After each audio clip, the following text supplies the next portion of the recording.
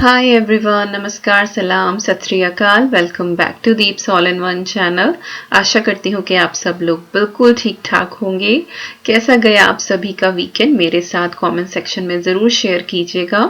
फिलहाल सुबह का टाइम है और यहाँ पर ब्रेकफास्ट की तैयारी हो रही है और ब्रेकफास्ट आज बहुत ही सिंपल सा है। नॉर्मली ब्रेड बटर हम लोग खाने वाले हैं।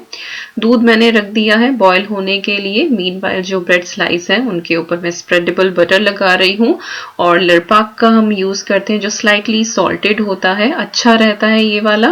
और हमेशा से हम यही लेकर आए हैं। एक दो बार क्लोवर या फिर बटरमी अब भी लेकर आए हैं। टेस्ट उनका भी सही रहता है लेकिन हमें इसका ज़्यादा जचता है।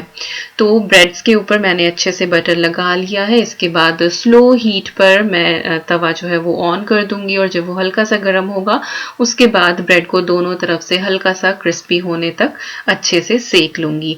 और इधर दूध जो है उसमें भी अच्छे से बॉयल आ गया है।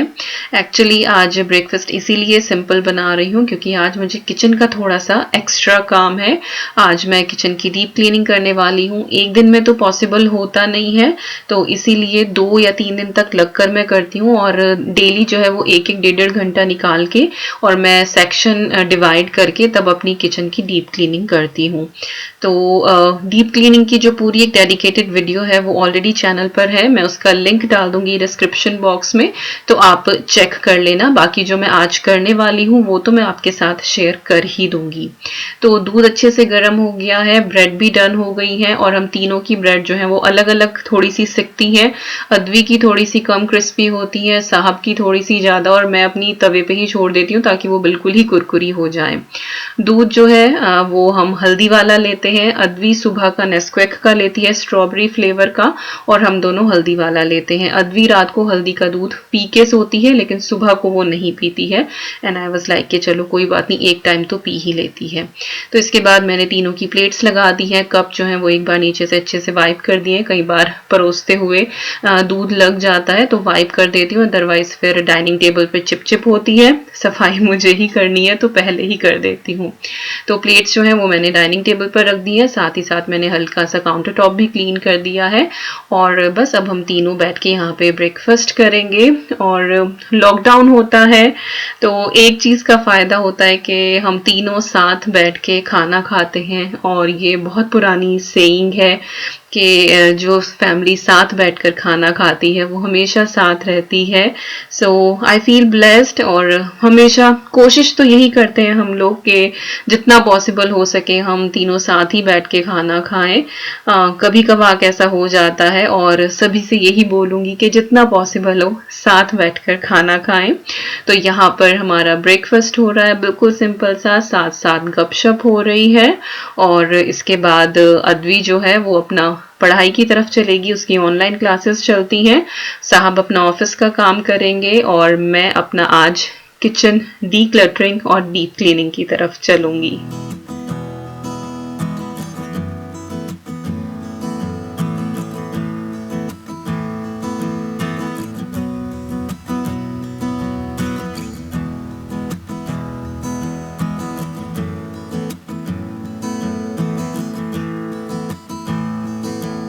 तो आप लोगों ने इस वीकेंड पर क्या क्या ब्रेकफास्ट बना के खाया या फिर क्या स्पेशल इस बार आपने किया, मेरे साथ जरूर शेयर कीजिएगा। हमारा बहुत ही सिंपल सा वीकेंड रहा है। हम लोग जो थे वो फुल ऑन रेस्ट पर थे। बहुत लाइक 2 टाइम तो हमने खिचड़ी ही बना के खाई है, तो हमारा बहुत सिंपल सा गया है। तो आप लोग भी बताइएगा आप लोगों ने क्या क्या किया। तो ब्रेकफास्ट का काम हो गया है, वो दोनों अपने काम पर जा चुके हैं और मैंने बर्तन अच्छे से क्लीन कर दिए हैं। और इसके बाद जो है वो मैं काउंटर टॉप और जो मेरी कबर्ड्स हैं वो सारी क्लीन करूंगी। तो सबसे पहले जो स्टोव है उसको मैंने अच्छे से क्लीन कर दिया है यहाँ पर वाइप करके, और मैंने स्टैंड जो है वो लगा दिया है। इसके बाद मैं स्प्रे यूज करूंगी अपने काउंटर टॉप पे भी और कबर्ड पे भी। मेथड का स्प्रे यूज करती हूँ। पूरे घर में जो है वो मेथड का ही यूज करते हैं। बाथरूम का मेथड का हमने अलग रखा हुआ है, बाकी पूरे घर के लिए जो इसका ऑल पर्पस क्लीनर आता है हम वो लेते हैं। और ये रुबाब वाला इतना अच्छा है कि क्लीन करने के बाद इतनी अच्छी खुशबू रह जाती है इसकी, बहुत ज़्यादा। और यहाँ के हर सुपरमार्केट में ये अवेलेबल है, इट्स नॉट लाइक स्पॉन्सर्ड, लेकिन जब भी मैं ये स्प्रे दिखाती हूँ बहुत से लोग पूछते भी हैं मुझसे और मैं मोस्टली मेंशन कर भी देती हूँ कि हाँ ये वाला, and this is my all time favourite. तो किचन जो है वो क्लीन हो गई है। इसके बाद डाइनिंग टेबल जो है उसको मैं क्लीन कर दूंगी। और अभी इस बार मैंने रनर वगैरह कुछ भी नहीं डाला है, तब से क्रिसमस की डेकोरेशन हटाई है यहाँ से। तो उसके बाद सारी चीजें सिंपल सिंपल सी हैं, तो कुछ दिन ऐसा ही रहेगा। फिर next month Valentine's day, Advi का बर्थडे आ रहा है, तो फिर उस हिसाब से थोड़ी बहुत कुछ डेकोरेशन करेंगे। तो मैंने इसको अच्छे से वाइप कर दिया है। और जो ये वाला टेबल कवर है ये वाइपेबल है, तो गीले कपड़े से आप इसको अच्छे से साफ कर सकते हैं। रात को मैं स्प्रे करके इसको क्लीन करती हूँ, सुबह के टाइम ऐसे ही गीले कपड़े से कर देती हूँ। अब बारी आती है थोड़ी सी डीप क्लीनिंग की और कुछ चीजें इधर से उधर रखने की, जिससे किचन में थोड़ा सा नयापन आ जाए, और कुछ चीजें किचन से हटाने की ताकि काम करना थोड़ा सा आसान रहे। तो फ्रिज जो है उसको मैं ऊपर से अच्छे से क्लीन कर रही हूँ। डेली मैं फ्रिज को वाइप करती हूँ, लेकिन हाँ इस तरह से सारी चीजें हटा के नहीं करती हूँ। लेकिन जैसे किनारे ये मैग्नेट्स वगैरह तो मैं डेली हटा के ही साफ करती हूँ, लेकिन ऊपर के जैसे मैंने मैट्स बिछाए हुए हैं वो मैंने आज ही उठाए हैं, वो हफ्ते में इस तरह से क्लीन करती हूँ मैं। लेकिन डेली जो है वो फ्रिज के ऊपर एक बार कपड़ा लगता ही लगता है, उससे ग्रीस जमा नहीं होती, बिल्कुल गैस स्टोव के पास में ही है, तो इसके ऊपर थोड़ा सा आ जाता है अगर आप अच्छे से क्लीन नहीं करते हो। तो मैंने मैट्स भी क्लीन कर दिए हैं। और एयर फ्रायर को मैंने यहाँ पर रख दिया, जो मैंने पहले कबर्ड में रखा हुआ था, क्योंकि एवरी 2-3 डेज जो है ना एयर फ्रायर यूज होता ही होता है, तो मैंने उसको सामने रख दिया। अब बात आती है डीक्लटरिंग की। तो ये है मेरे नॉन स्टिक पैन्स जो बिल्कुल सही है, इनका कुछ भी नहीं बिगड़ा है, लेकिन इनमें से मैं हार्डली 1 या 2 यूज करती हूँ। एक तो ये टीफेल वाली जो वॉक है मेरी, जो ऑलमोस्ट आप मेरी हर वीडियो में देखते हैं कि हाँ मैं यूज करती हूँ, लेकिन अभी मैं सोच रही हूँ कि नॉन स्टिक जो है वो कम कर दूं, क्योंकि मेरे पास स्टील के अच्छे खासे बर्तन हैं, मेरे पास मार्बल वाले भी हैं, then why I am not using it. तो वो चीज दिमाग में आ रही थी, और इतने ज्यादा बर्तन इकट्ठे हो रहे थे कि कई बार मुझे रखने में फिर प्रॉब्लम होती थी, और कुछ बर्तन इतने पीछे रह जाते थे कि मैं भूल ही गई कि मेरे पास 2 मार्बल की वॉक रखी हुई हैं जो बहुत अच्छी हैं यूज करने के लिए। तो जितने भी मेरे नॉन स्टिक के बर्तन हैं वो सारे के सारे मैंने इस तरह से किचन टॉवल के साथ लाइन करके उनको रख दिया है, ताकि एक दूसरे की तली से उनकी नॉन स्टिक खराब ना हो। मैं अभी इनको डोनेट नहीं कर रही हूँ, लेकिन मैं इनको हटाकर अलग रख रही हूँ जहां पर मेरी किचन में स्पेस है, और मैं देखूंगी कि मुझे कब तक इनकी जरूरत नहीं पड़ती। अगर एक पॉइंट ऐसा आता है 2-3 महीने निकल जाते हैं, मुझे उनकी जरूरत नहीं लगती है, तो मे बी मैं डोनेट कर दूं, या फिर जब मैं इंडिया जाऊंगी मैं वहां लेके चले जाऊं, तो विल सी अबाउट दैट। अभी कुछ नहीं है, किसी फ्रेंड को जरूरत पड़ेगी, क्योंकि बर्तन वो सारे नए के नए हैं। और ये प्रेशर कुकर और एल्यूमिनियम की कढ़ाई ये भी अब मैं यूज नहीं कर रही हूँ, क्योंकि मेरे पास स्टील के ऑलरेडी 2 प्रेशर कुकर हैं, छोटा भी और बड़ा भी। तो अभी मेरी कुकिंग जो है वो कंप्लीटली स्टील पे जाएगी। आयरन का मेरे पास कुछ नहीं है, but I will find out, लेकिन जरूरत नहीं है फिलहाल। तो ये है मेरे स्टील के सारे पैन्स एंड पॉट्स, जो अब आने वाली वीडियोस में आप लोग देखेंगे। मैं मोस्टली इन्हीं में कुकिंग करने वाली हूँ। नीचे जो है मैंने मार्बल के एक ये पैन है और एक ये वॉक है, ये रख दिया है। तो कुछ ऐसी चीज जिसमें मुझे नॉन स्टिक कुछ ऐसा चाहिए कि लगने का डर हो, तो मैं इनको यूज करने वाली हूँ। और उधर मेरा स्टीमर रखा हुआ है, और एक मार्बल की मेरी और वॉक रखी हुई है, और एक पैन रखा हुआ है। और ये चीज मैंने इतनी साफ करी, लेकिन ये नहीं निकल रही। तो प्लीज मुझे बताइएगा कि अगर ये मार्क निकालने का आपके पास कोई नुस्खा है तो। मैंने वाइप से भी, स्प्रे से भी करके देखा, बट ये नहीं हो रहा है। ओके, अब मैं आपको दिखा देती हूँ जो डेली में यूज होने वाला है। तो ये मेरा बड़ा स्टील का प्रेशर कुकर है, और ये छोटे वाला है, ये इंडक्शन का है वैसे, लेकिन गैस पे तो काम करता ही है। ये विनोद ब्रांड का है, और जो बड़ा प्रेशर कुकर है वो वॉन शेफ का है, मैंने अमेजोन से लिया था। तो ये मेरे डेली के बर्तन हो गए, और कबर्ड जो है थोड़ी खाली सी हो गई, तो बर्तन साफ करने के बाद लगाने में सही होगा। तवे का फिलहाल मेरे पास ऐसा सच कोई ऑप्शन है नहीं। एक नॉन स्टिक तवा मैंने बाहर रखा रखा है। और लोहे का एक तवा है मेरे पास जो डेली यूज होता है रोटी के लिए, लेकिन मैं पराठे के लिए नॉन स्टिक यूज कर रही हूँ क्योंकि मैं पराठे और रोटी का अलग रखती हूँ। और यहाँ पे मैंने ये सारे के सारे बर्तन रख दिए हैं जो लाइक यूज में नहीं आने वाले हैं, आई होप दैट। तो किचन डीक्लटरिंग का जो काम था वो हो गया है और किचन को थोड़ी सी सांस आने लगी है। और आज का दिन जो है वो अंदर से देखने में अच्छा है कि बाहर धूप निकली हुई है, सूर्य देवता चढ़े हुए हैं, लेकिन ठंडी जो है वो बहुत है, टेम्परेचर सिंगल डिजिट में माइनस में है। और विंडो जो है वो काफी गंदी हो रही है बाहर से।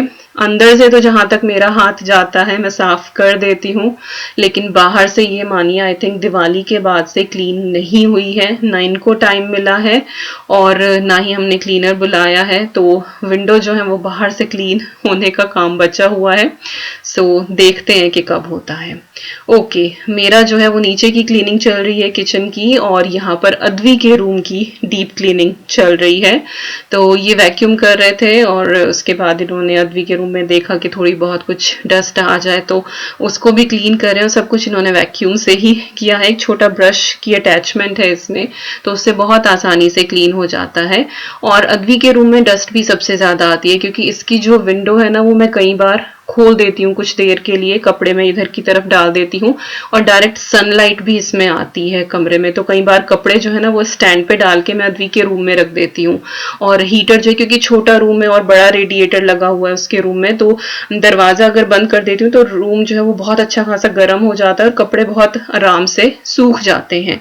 तो इसीलिए खिड़की भी खोल देती हूँ। कई बार होता है ना कि जब गीला कपड़ा आप डालते हो और वो हीट के साथ तो वो वेपर्स हो जाती हैं, तो इसलिए मैं विंडो ओपन कर देती हूँ। तो उसके रूम में सबसे ज्यादा धूल आती है और वाइट फर्नीचर भी है। तो क्लीनिंग जो है वो सारी हो गई है, डस्टिंग वगैरह, और इसके बाद साहब ने यहाँ पे अच्छे से वैक्यूम कर दिया है। अद्वी का रूम क्लीन हो गया है। किचन मेरी आधी क्लीन हो गई है, आधी जो है वो मैं कल करूंगी। एक साथ मैं बहुत ज्यादा नहीं करती हूँ क्योंकि फिर थकान हो जाती है और दिन भर के जो रेगुलर रूटीन के काम होते हैं वो तो रहते ही हैं। तो अगर बहुत ज्यादा बर्डन ले ले तो फिर परेशानी हो जाती है। तो हमेशा यही होता है कि जब मुझे किचन डीप क्लीन करनी होती है तो मैं 2 या 3 दिन में डिवाइड करके तब करती हूँ। और यहाँ पे अद्वी ने शावर ले लिया है, बाल अभी उसके गीले हैं, ड्रायर के लिए उसने मना कर दिया है। और मेरी अंगूठियां जो हैं वो पहन के खड़ी हुई है वो। मैं नॉर्मली जो है वो हाथ में 3 ही अंगूठी पहनती हूँ, लेकिन अद्वी ने अभी मेरी 2 और निकाली है एंड शी इज लाइक कि मम्मा इनको भी पहनो। तो आजकल वीडियो में आपको दिखेगा कि मेरे हाथ अंगूठियों से भरे हुए हैं, और वो इसीलिए क्योंकि मेरी बिटिया रानी का आदेश है। और ये वाली जो क्लिप है ये अद्वी ने कैमरा ऑन करके रिकॉर्ड की है। तो आप लोग बोलते हैं ना कि कितनी अच्छी सी सीधी सी लड़की है, कुछ नहीं करती है। तो ये देखिए, मैं यहाँ पर ये वो गाउन है जो एवर प्रिटी से मुझे मिले थे, तो मैं उनकी तह करके रख रही थी और वो मेरे सर पे बैग रखे जा रही थी। तो ऐसे ऐसे वो काम करती है। तो अभी मैं शावर लेके आ गई हूँ नीचे और यहाँ पर अब मैं लंच की तैयारी शुरू करूंगी। आज बीच में बिल्कुल टाइम नहीं मिला कि मैं थोड़ी देर बैठूं या आराम करूं, क्योंकि जो वो टाइम होता है वो आज मैंने डीप क्लीनिंग को डेडिकेट कर दिया। थोड़ी सी ग्रोसरी भी आई थी तो वो भी क्लीन करके रखी थी। तो टमाटर थे वो मैंने इधर रख दिए हैं, और दूध आया था, आई थिंक ब्रेड आई थी, तो वो सब मैंने तभी क्लीन करके रख दिया था। और अद्वी यहाँ पर बार बार आके कुछ कुछ पूछे जा रही है। फिलहाल मुझे ध्यान नहीं कि क्या पूछ रही थी वो। और खाने में जो है बहुत ही सिंपल सा आज का लंच होने वाला है, लेकिन बहुत ही डिलीशियस होने वाला है। और कुछ तैयारी मैंने पहले से करके रख दी थी, लाइक दाल मैंने सोक करके रख दी थी, चावल पहले से रख दिया था सोक करके, और बेबी पोटैटोज जो होते हैं ना वो मैंने बॉईल करके रख दिए थे, जो आपको पिछली क्लिप्स में दिखाई दे रहे होंगे काउंटर टॉप पे रखे हुए। तो थोड़ी सी प्री प्रेप जो है ना वो चलते जाते करती जाती हूँ मैं, तो फिर एक साथ खाना बनाने में आधे घंटे से ज्यादा नहीं लगता है। तो यहाँ पर मैंने अपना प्रेशर कुकर लिया है और उसमें डाला है थोड़ा सा ऑयल, सिर्फ 1 टेबल स्पून के करीब, और उसके बाद फिर मैंने उसमें थोड़ा सा हींग डाला है, 1 चम्मच जीरा डाला है, इनको अच्छे से भून लेंगे। इसके बाद 1 चम्मच धनिया पाउडर डाला है, आधा चम्मच हल्दी पाउडर, आधा चम्मच रेड चिली पाउडर, और इन मसालों को हल्का सा हम फ्राई करेंगे। बस ध्यान रखना है कि जल ना जाए। आपको दिख रहा होगा कि हीट जो है वो बिल्कुल सिम पे की हुई है। इसके बाद मैंने यहाँ पर फ्राइड अनियंस यूज की हैं। आपको नॉर्मल अनियन ही डालनी है यहाँ पर, और उनको भून लेना है। मेरे पास फ्राइड अनियन रखी हुई थी तो इसीलिए मैंने इनका यूज कर लिया है, और इसीलिए मैंने ऑयल भी बहुत कम डाला था, सिर्फ सूखे मसालों के हिसाब का। आप जो है ऑयल या घी थोड़ा सा ज्यादा डाल सकते हैं क्योंकि आपको प्याज को भी भूनना है। मेरी जो प्याज है वो ऑलरेडी भुनी हुई थी, उनमें ऑलरेडी ऑयल था तो इसीलिए मैंने कम डाला है।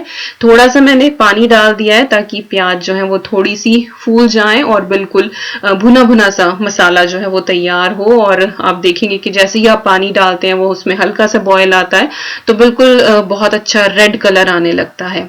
इसके बाद ये है अरहर की दाल, तूर दाल भी बोलते हैं इसको। ये होगी लगभग 3 चमचे, जो मैंने ये प्रेशर कुकर में डाला हुआ है चमचा, तो ये 3 चमचे ये वाली दाल है। और इसमें मैंने 2.25 कप के करीब पानी ऐड किया है, लेकिन हर प्रेशर कुकर में पानी की जो माप है वो अलग जाती है। मेरे दूसरे प्रेशर कुकर में इतनी दाल के लिए मुझे 2.5 कप डालना पड़ता था, तो हर प्रेशर कुकर अलग लेता है, तो आप अपने हिसाब से पानी डालिए।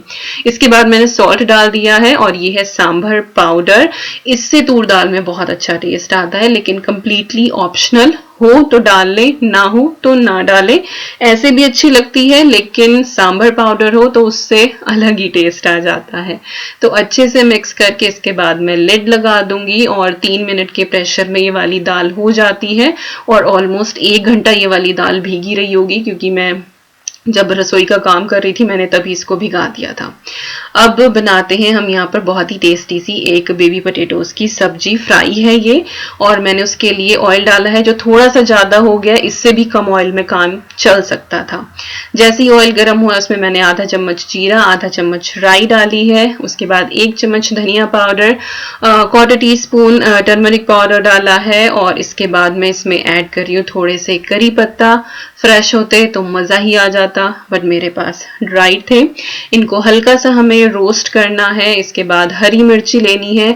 अगर आपके घर में तीखा खा लेते हैं तो खूब सारी हरी मिर्ची आप इस पॉइंट पे डालें, बट क्योंकि बिटिया रानी खाने वाली है तो इसीलिए मैंने 2 ही डाली है यहाँ पर। बहुत अच्छा टेस्ट आता है इनका। इसके बाद ये उबले हुए बेबी पोटैटोज हैं और वो मैंने डाल दिए हैं, और अब हमें इसको अच्छे से भूनना है जब तक कि आलूओं के ऊपर अच्छा सा क्रस्ट ना आ जाए। अब बात आती है, अगर आपके पास बेबी पोटैटोज नहीं है तो आप बड़े आलू के भी मोटे मोटे चंक इस तरह से कर लें। तो यहाँ पर आलूओं के ऊपर मैंने थोड़ा सा रेड चिली पाउडर डाला है और थोड़ा सा चाट मसाला डाल दिया है। बहुत अच्छा टेस्ट आता है। सॉल्ट डाला है बिल्कुल थोड़ा सा ही, ज्यादा नहीं, क्योंकि जब मैंने आलू बॉईल किए थे उस टाइम पर मैंने पानी में थोड़ा सा सॉल्ट डाला था। तो जो ये आलू हैं ये ऐसा नहीं कि बिल्कुल फीके हैं, इनके अंदर थोड़ा सा सॉल्ट है, लेकिन अगर आप ऊपर से सॉल्ट डालते हैं तो उससे ये और ज्यादा क्रस्टी होते हैं। इसके बाद ओपन पैन में ही आपको इनको अच्छे से भूनना है, इनको चलाते रहना है जब तक कि अच्छा सा क्रस्ट ना आ जाए। और आपको ऑयल दिखाई दे रहा होगा कि हाँ थोड़ा सा ज्यादा हो गया, लेकिन वो नीचे रह जाता है, ऐसा नहीं कि आलूओं के ऊपर आता है। लेकिन मैं इससे भी कम डालती ना तो बहुत अच्छे से हो जाता है, क्योंकि मार्बल का पैन है, इसमें ऑयल की जरूरत ही नहीं होती है। तो उधर हमारे जो पोटैटोज हैं वो फ्राई हो रहे हैं। यहाँ पर चावल है, बासमती चावल, कोहिनूर एक्स्ट्रा लॉन्ग बासमती हम यूज करते हैं, बहुत अच्छा बनता है ये। और almost half an hour soak किया हुआ राइस है, उसको मैंने पैन में डाल दिया है। खूब सारा गर्म पानी केटल में बॉईल करके वो डाला है। 3 लौंग डाल दी है, 1 तेज पत्ता डाला है। आप चाहे तो शुरू में थोड़ा सा ऑयल डाल के भी ये चीजें भून के और फिर चावल पानी ऐड कर सकते हैं, बट ऑलरेडी जो दाल है और आलू है उन वो ऑयल में तड़के वाले हैं, तो चावल मैं ऐसे ही बना रही हूँ। ऊपर से लौंग और तेज पत्ता डाल दिया है तो मस्त फ्लेवर आता है, कोई दिक्कत वाली बात नहीं है। और यहाँ पर जो आलू हैं उनको हम एक बार चला देंगे अच्छे से। अच्छा, बड़ा आलू आप यूज करें तो बॉईल करने के बाद उसको कट करें, ऐसा नहीं कि पहले से कट करके और तब आप आलू को बॉईल करें तो वो ज्यादा पानी ले जाएंगे अंदर। तो मोटा ही आलू बॉईल करें और उसके बाद उसके मोटे मोटे क्यूब्स काटें और फिर ये वाली रेसिपी फॉलो करें, अगर बेबी पोटैटोज नहीं है आपके पास। और जब आपको लगे कि पोटैटोज बहुत अच्छे से भुन गए हैं, अच्छा सा क्रस्ट आ गया है, मजेदार लगने लगे हैं, तब आप ढेर सारा हरा धनिया इसके ऊपर डाल दें। एंड टड़ा, हमारी बेबी पोटैटोज की बहुत ही टेस्टी वाली सब्जी तैयार हो गई है। ये ऐसे भी ना प्लेन चावल के साथ दही हो और ये वाले आलू हो, वाह वाह वाह, बहुत मजा। यहाँ पर जो हमारे राइस हैं ये 90% डन हो गए हैं। अब हम इनको ड्रेन कर लेंगे, जितना भी एक्सेस पानी था वो सब मैंने इनमें से निकाल दिया है। और गर्म है, ये कवर करके हम रख देंगे अपनी स्टीम में। अब ये पक जाएंगे। गैस ऑफ है यहाँ पे, लाइक फ्लेम ऑफ है, लेकिन जो 10% बचा था वो ये स्टीम में डन हो जाएंगे और बहुत ही खिला खिला आपका चावल बनेगा। तो चलिए चेक कर लेते हैं एक बार दाल की तरफ। और दाल देखिए बिल्कुल परफेक्ट पानी था, जिस तरह की मेरे घर में खाई जाती है बिल्कुल ऐसी ही दाल जो है ये तैयार हो गई है। अब फाइनली हमें क्या करना है, हमें इसके अंदर खटाई ऐड करनी है। तो खटाई के लिए मैं यहाँ पर टैमरिंड सॉस यूज कर रही हूँ। ये खट्टी मीठी इमली की चटनी जैसे कि हम घर में भी चाट के लिए बनाते हैं, ये रेडीमेड मिलती है यहाँ पर, तो मैंने ये यूज की है। इसके अलावा आप अमचूर पाउडर भी यूज कर सकते हैं इसके अंदर, आप नींबू भी यूज कर सकते हैं, जो भी अवेलेबल हो आप वो डाल लें। मुझे इसका टेस्ट बेटर लगता है तो इसीलिए मैं ये डाल रही हूँ। हल्का सा खट्टा मीठा इसका टेस्ट होता है, लेकिन ऐसा नहीं कि आपको शुगर की जरूरत पड़ती है, आपको शुगरी ये वाली दाल लगती है, नहीं ऐसा कुछ नहीं है, बट बिल्कुल बैलेंस फ्लेवर रहता है। तो दाल तैयार हो गई, सब्जी तैयार हो गई, चावल तैयार हो गए, रोटी भी मैंने सेक ली। उसकी क्लिप मैंने रिकॉर्ड नहीं करी, नहीं तो फिर वीडियो बहुत लंबा हो जाता है।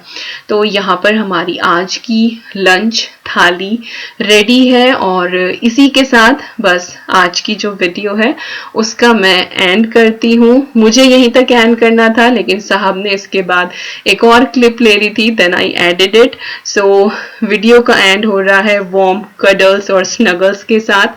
खाना खाने के बाद हम इस तरह से लेट गए थे, मैं, अदवी साहब जो है वो एल साइड पर है सोफा की, और श्रेक मूवी यहाँ पे चल रही है। मेरी तो आंख ही लग गई थी खैर 15-20 मिनट के लिए, क्योंकि काफी काम किया था। तो यही थी आज की वीडियो। आई होप आप लोगों को पसंद आई होगी। पसंद आए तो like share comment and subscribe, और मैं मिलती हूँ आपसे बहुत जल्दी। Till then you guys take care and I am sending lots and lots of love to you all. Thank you so much for watching. Bye bye, take care.